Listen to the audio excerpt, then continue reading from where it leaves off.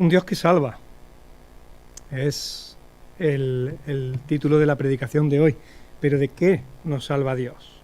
Hace un par de predicaciones recordábamos que Dios nos salva de las consecuencias de la indiferencia con la que hemos existido con respecto a Él, que nos salva de vivir una vida sin propósito, o al menos sin un propósito trascendental para la eternidad, que nos salva de una eternidad sin Dios y por lo tanto también alejados de sus bendiciones. Recordábamos que todo eso lo hizo a través de Cristo y a través de la cruz, cuando Cristo en la cruz asumía en su cuerpo y en su espíritu las consecuencias de nuestra independencia y de nuestra indiferencia. Y decíamos que con todo esto de la salvación, que ya tiene sus repercusiones para esta vida, decíamos que aún así pues vivimos en un momento y en un mundo que sufre, que experimenta las consecuencias del mal y en el que se vive con una percepción de la realidad muy diferente a la existencia de un Dios que salva.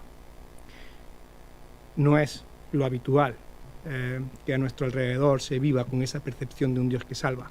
Así que, si bien la salvación la disfrutamos desde ya, pues eso no nos exime de vivir en un mundo que aún sufre y de vivir en un mundo que sufre con un cuerpo que sufre, y no es de extrañar que surja la pregunta de qué nos salva Dios.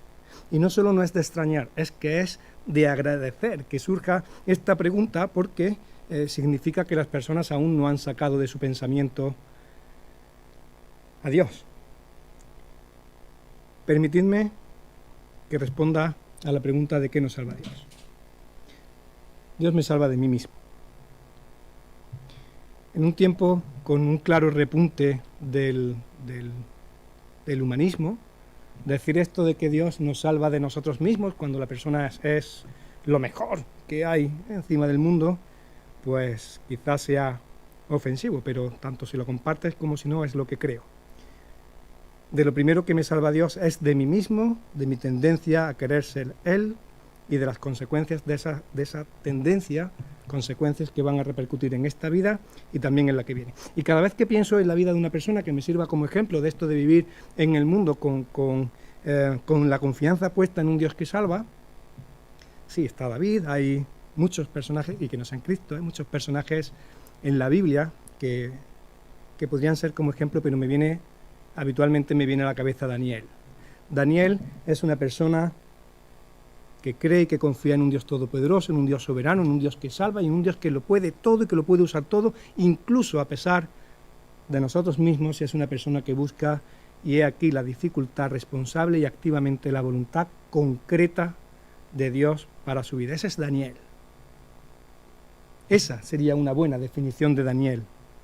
Y vivir bajo la soberanía de un Dios soberano y todopoderoso y que salva en ningún momento fue excusa o motivo para eludir en Daniel la búsqueda de esa voluntad concreta y esa responsabilidad. ¿Quién no desea, bueno, a veces no lo deseo, pero quién no desea desear al menos vivir conforme a la voluntad concreta de Dios para su vida? Quizá no lo deseamos todos los días, queremos vivir a nuestra manera, pero a veces desear vivir conforme a la voluntad concreta de Dios para nuestra vida. ¿Y cómo podemos colaborar con el Espíritu Santo en esto de la voluntad concreta de forma activa y responsable para ser cada día un poquito más la persona que Dios quiere que seamos? Pues sin duda, y conectando con la semana pasada, pues sin duda que con una vida que se empapa de un tiempo de oración y con una vida que empapa una actitud de oración de ese tiempo de oración, mientras que conecta y entiende y vive en el momento y en el lugar en el que el Señor bajo su soberanía los ha puesto a vivir. Eso es lo que hace Daniel. Daniel ora continuamente, Daniel conecta, Daniel entiende el momento y además Daniel vive de una manera consecuente. Vamos a leer el capítulo 6, lo que falta del capítulo 6, del 1 al 24. Lo vamos a ir leyendo a trocitos. Con vuestro permiso, en algún momento lo voy a parafrasear y además lo vamos a ir comentando y tratando de transponer a nuestro momento un poco más actual. Empiezo por los 3 primeros versículos. Daniel 6, del 1 al 3. Para el control eficaz de su reino, Darío consideró prudente nombrar, por un lado, a 120 sátrapas y luego 3 administradores, uno de los cuales era Daniel. Estos sátrapas, los 120, eran responsables ante los 3 administradores que estaban por encima de ellos a fin de que los intereses del rey no se vieran afectados. Y tanto se distinguió Daniel por sus extraordinarias cualidades administrativas que el rey pensó en ponerlo al frente del todo el reino por encima de los 2 administradores y por encima de los otros 120 sátrapas. No me cansaré de decir y de repetir que adorar y servir a Dios no es en absoluto un impedimento, sino más bien todo lo contrario a la hora de buscar la excelencia y, por qué no, también la promoción profesional. El imperio del rey Darío era enorme, gigantesco, y un imperio tan enorme necesitaba un gobierno eficaz. Y Daniel aparece por su eficacia, no por ser ni el pariente de nadie, ni la hipoteca política de nadie, ni por estar afiliado a ningún partido político. Aparece por su eficacia. Cierta envidia con respecto al reino de Babilonia, que los gobernadores se eligieran por su eficacia a los que iban a gobernar. Pero aparece por su eficacia como el candidato perfecto para ser puesto al frente del reino. Versículos 4 y 5. Justo después aparece algo que creo que difícilmente va a cambiar. Las personas eficaces levantan ampollas a su alrededor si ese alrededor donde están reinan unos valores diferentes a la honestidad y a la confiabilidad y a la integridad. Después de la noticia del ascenso de Daniel, los otros 2 administradores que no iban a ser ascendidos y los 120 sátrapas empiezan a buscar algún motivo para acusar a Daniel. Claro, Daniel no era negligente, todo lo contrario, era confiable y era íntegro, y yo creo que la confianza y la integridad son valores valorados precisamente por su escasez, y concluyen que debido a cómo era Daniel, no iban a encontrar nunca nada de qué acusarlo, a no ser de algo relacionado con la ley de su Dios. A pesar de nuestra imperfección y de nuestra caída, quizás en ocasiones, cuando busquemos ser honestos delante del Señor, quizá haya momentos en los que nuestra imperfecta honestidad, nuestra imperfecta tratar de ser claros y honestos con las personas que tenemos cerca, pues nos traiga algún rechazo y alguna dificultad tanto fuera como dentro de la iglesia. Y aún así, para ser confiables, tenemos que ser muy honestos delante del Señor y también delante de nuestra familia, aunque hoy delante mía no haya demasiada. ¿Cómo es posible que siendo o tratando de ser honestos y eficaces, cómo es posible que con nuestra imperfecta honestidad tengamos problemas? Pues porque si el bien no tolera el mal, no lo tolera, igualmente el mal se va a oponer al bien. Y lo mires como lo mires, todos somos caídos y a todos nos afecta el pecado. Así que de alguna manera o de otra, en algún momento todos nos vamos a oponer al bien, porque de alguna manera aún hay mal en nosotros. Espero que no de una forma tan radical como aparece en el versículo 6. Versículo 6, la oposición del mal al bien. Los administradores y los sátrapas van a hablar con el rey y, estando en su presencia, siguen con la cantinela: que viva el rey Darío para siempre. Todos nosotros convenimos en que el rey debería emitir un decreto que exija, claro, ya que decretas, exiges, que exija que durante los próximos 30 días sea arrojado al foso de los leones todo aquel que adore a cualquier dios o cualquier hombre que no seas tú, oh rey Darío. Expida ahora el rey ese decreto y póngalo por escrito, y así, conforme a la ley de los medos y los persas, no podrá ser revocado. Y el rey decretazo. ¿Por qué lo hace el rey? ¿Por qué pone el rey ese decreto por escrito? Pues hay diferentes opiniones, pero una sencilla y que comparto es, por un lado, que el rey no ve la manipulación y lo que están preparando esta gente por detrás, y que solo ve una posibilidad, como en tantas otras ocasiones. De hecho, su predecesor Nabucodonosor también lo hizo en el capítulo 2, de dar unidad al imperio. Se ve la unidad forzosa como un mecanismo de control a la diversidad de las personas del imperio. Darío ve la posibilidad de aumentar la cohesión, aumentando el ansiado control dentro de sus dominios. Es que nos encanta controlarlo todo. ¿Cómo nos gusta controlarlo todo, cómo nos gusta poner normas de todo tipo para tenerlo todo bajo control. Y las normas no son malas en sí mismas, las normas pueden estar muy bien, pueden ser muy útiles, incluso pueden llegar a ser necesarias, porque a veces las personas, el ser humano, no es capaz de gestionar responsablemente su libertad. Entonces hacen falta normas. Es como los niños, conforme van creciendo y van madurando, es verdad que van ganando en madurez para gestionar libremente su responsabilidad, gestionar responsablemente su libertad, y los padres tenemos que ir levantando el pie. Tenemos que ir o quitando normas o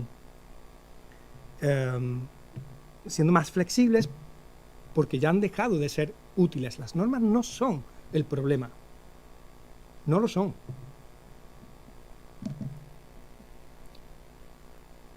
El problema soy yo. Las normas no son el problema. Soy yo cuando trato de usar esas normas para tratar de controlar lo que solo puede controlar Dios, o cuando con esas normas trato de coartar las libertades que en su soberanía Dios deja que el ser humano gestione libre y responsablemente sí o sí. El problema no son las normas. El problema soy yo. Y es que hay cosas que solo están en manos de Dios, por mucho que eso nos moleste, por muy inseguros que eso nos haga sentir.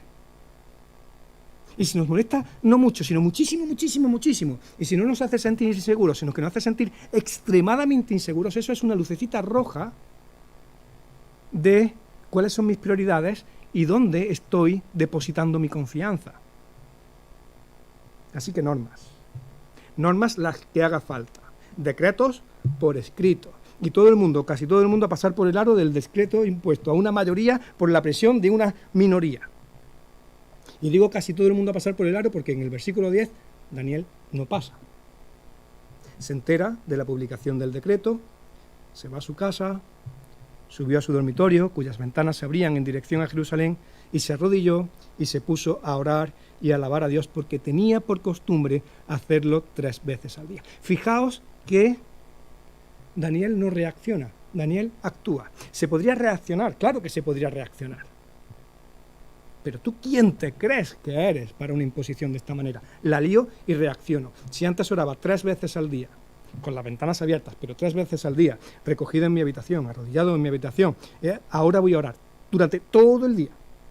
Durante todo el día, por la calle, con un megáfono y pegando gritos a los 4 vientos, porque tú no vas a poder conmigo. Con Dios tampoco.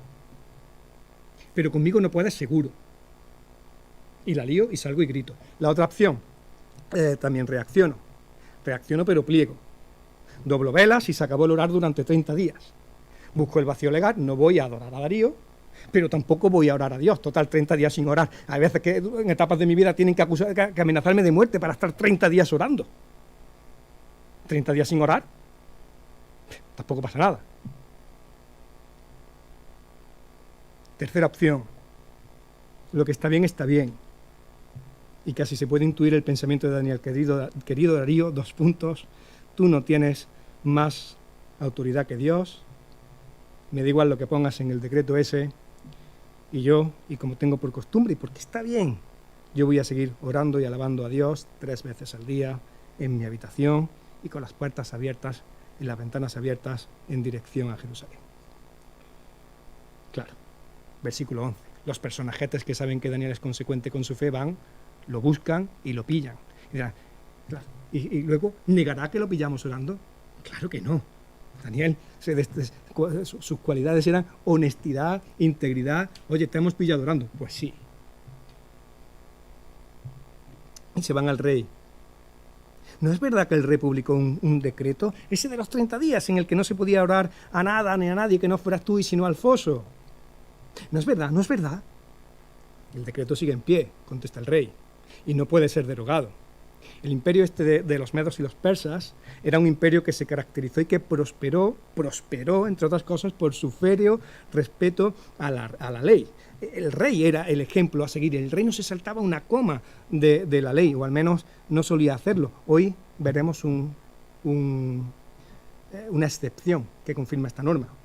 Cuando una ley se hacía, la ley tenía que cumplirse, la ley no se podía romper, el decreto sigue en pie, dice el rey. Y justo ahí se descubre el pastel, versículos 13 y 14. Pues Daniel, respondieron ellos con un ramalazo racista, que es uno de los exiliados de Judá, no toman en cuenta al rey ni al decreto y todavía sigue orando a su Dios 3 veces al día. Claro, cuando el rey escucha esto, versículo 14, se deprime muchísimo y se propone salvar a Daniel. Así que durante todo el día dice que buscó la forma de salvar. El rey Darío buscó la forma de salvar a Daniel. Y buscando la forma de salvar a Daniel, Darío se da cuenta que buscando la forma de salvarlo de la condena de su propia ley, creo que Darío toma al menos una conciencia parcial de una verdad que sí, que es absoluta y que nosotros creo que podemos aprender. Y es que la palabra de Dios salva y libera,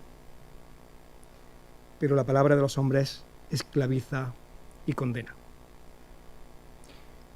Ojo en nombre de quién decimos que hablamos. Ojo, porque cuando nos alejamos de la libertad de la palabra de Dios y nos acercamos a la esclavitud de la moralidad humana, siempre vamos por acabar buscando el vacío legal para tratar de salvarnos, porque nada hay que nos salve de esa moralidad. Y aunque Darío buscaba y buscaba y buscaba la forma de salvar a Daniel, cuando el tiburón huele sangre difícilmente abandona el rastro, y en el versículo 15 los tiburones fueron a ver al rey y lo presionan. Vaya a ser que buscando la forma de salvarlo encuentre el vacío legal y se nos escape la víctima. No olvide el rey que ningún decreto ni edicto emitido por el rey puede ser derogado. Esclavo de su propia ley, versículo 16, el rey dio entonces la orden y Daniel fue arrojado al foso de los leones. Atención a lo que acaba diciendo en este momento Darío. El mismo que ha dicho que como alguien adore a otro dios tal, al foso. Allí el rey animaba a Daniel diciendo: que tu Dios, a quien siempre sirves, se digne a salvarte. En el momento que Daniel está en el foso, que tu Dios, a quien siempre sirves, se digne a salvarte. Y con estas palabras, quizás no, pero para mí, prácticamente, si no seguro, Darío estaba quebrantando su propia ley. Que tu Dios, a quien sirves, se digne a salvarte, es prácticamente una oración.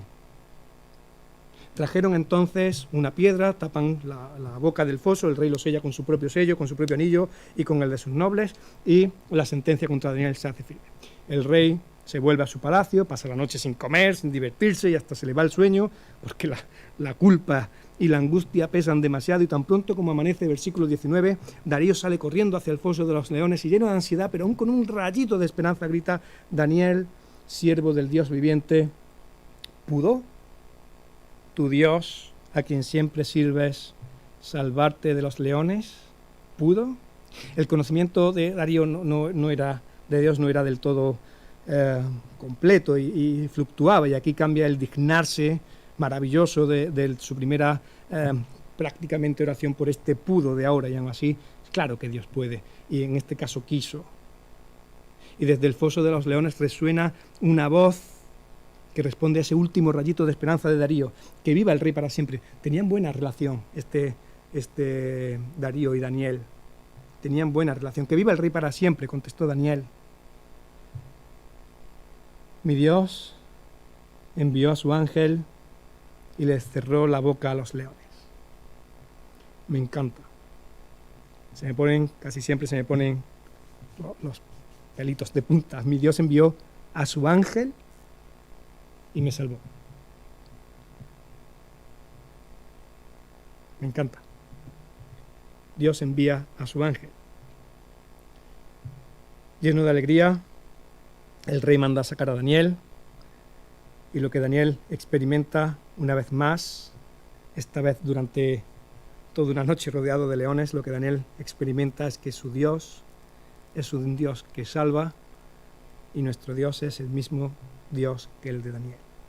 Dios es un Dios que salva de la noche eterna y de los leones definitivos y que salva de las noches llenas de leones que surgirán en lo cotidiano de nuestra vida. Sin duda que en la vida vamos a tener etapas oscuras y difíciles y que no siempre van a salir bien. Para muestra Hebreos 11. Pero aunque la cosa no siempre salga igual, seguro que va a haber o vamos a recordar alguna etapa oscura de nuestra vida y alguna noche en la cueva de algún león en la que por la gracia de Dios sí que podamos tomar como ejemplo para mostrar y para que incluso a nuestro alrededor se vea y se reconozca que nuestro Dios sí que es un Dios que salva y es el único que puede salvar, como leía Ana y como reconocía Darío en los últimos versículos de este pasaje a partir del 25. Yo creo que todos hemos sido testigos de cómo Dios ha puesto fin a alguna noche oscura en nuestra vida y nos ha llevado sanos y salvos a casa, seguro. Yo he sido testigo, sin duda, de la mano de Dios obrando y salvándome en lo físico, lo espiritual, lo psicológico y también en lo emocional. Y aún sigo siendo testigo diariamente de Dios salvándome de una buena parte de las consecuencias, no solo de mi pecado, sino de mis pecados cada día. A veces lo hace de una forma sutil, a veces lo hace de una forma menos sutil, pero siempre que lo hace, lo que sí que hace es salvarme de mí mismo, de mi tendencia a querer ser Él, y eso trae una renovación incipiente.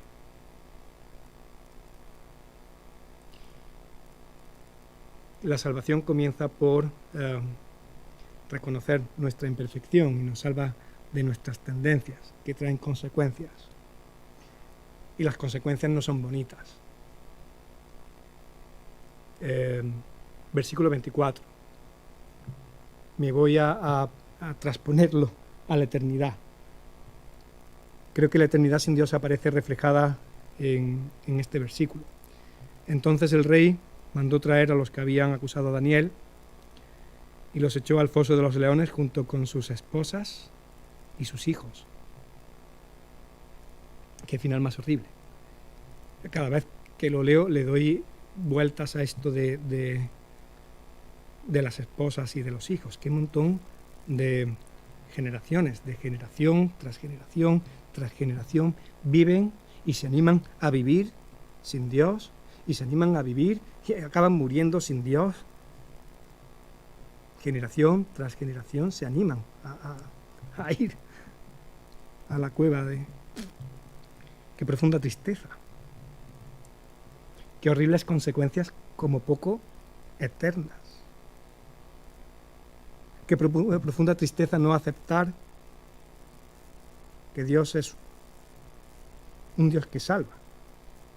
Qué horribles, qué trascendentes las repercusiones de no aceptar que por mi maldad fue Cristo el que fue arrojado a la cueva de la cruz. Qué tristeza no aceptar que fue Cristo quien asumió todos y cada uno de los zarpazos que los leones estaban esperando para darme a mí en forma de clavos y en forma de espinas. ¡Qué desperdicio! ¡Qué falta de gratitud! Cuando mezclo en mi mente la cruz y los leones, me resulta difícil no recordar la escena de Narnia, en la que Aslan va acercándose en dirección a la mesa de piedra y le cortan la melena antes de con el cuchillo ahí en esa piedra en la que va a asumir el castigo de Edmund. Esa es mi realidad, esa es nuestra realidad. Mi realidad es que Cristo es quien asume el cumplimiento de la ley en su propia carne y en su propio espíritu, y que por esa entrega esa ley irrompible y escrita en piedra, ya no la de los medos y los persas, sino esa que era que me separaba de Dios, que era tan gruesa como un velo grueso y que me separaba de su presencia, esa ley escrita en piedra se quiebra porque Cristo la cumple hasta la última coma y permite que en mi corazón, que es más duro que la piedra, se grabe la ley de la gracia y la ley del Evangelio. Si aceptamos al Señor como Salvador, los leones de la cueva eterna se van a quedar con muchísima hambre. Y termino en 15 segundos con una pregunta para la hora. ¿En qué cueva andas metido? ¿En la eterna y en todas las cotidianas o solo en las cotidianas? Si es en la eterna, acepta el regalo de Jesús, como lo aceptó Edmund de Aslan, porque está ahí y está a nuestro alcance. Y si ya está solo en las cotidianas, pues gracias al Señor por eso. Y permite que el Evangelio y que la práctica de la oración actúen en tu vida, porque estés en la cueva que esté cerrando o no Dios la boca del león, Dios está contigo. Dios está con cada uno de nosotros. Pasemos por lo que estemos pasando. Cuando pases por las aguas, yo estaré contigo, y si por los ríos, no te cubrirán. Cuando pases por el fuego, no te quemarás, ni la llama te abrasará, porque yo soy el Señor tu Dios, el Santo de Israel, tu Salvador. Estés en la cueva que estés, cierre o no cierre Dios la boca del león, Dios está.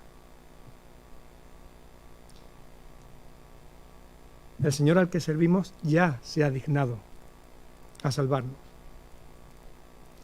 Que sea su Espíritu Santo el que nos mueva a la oración y al servicio en verdad y de corazón, tanto si hay como si no hay leones ahora, porque a verlos los habrá. Que así sea.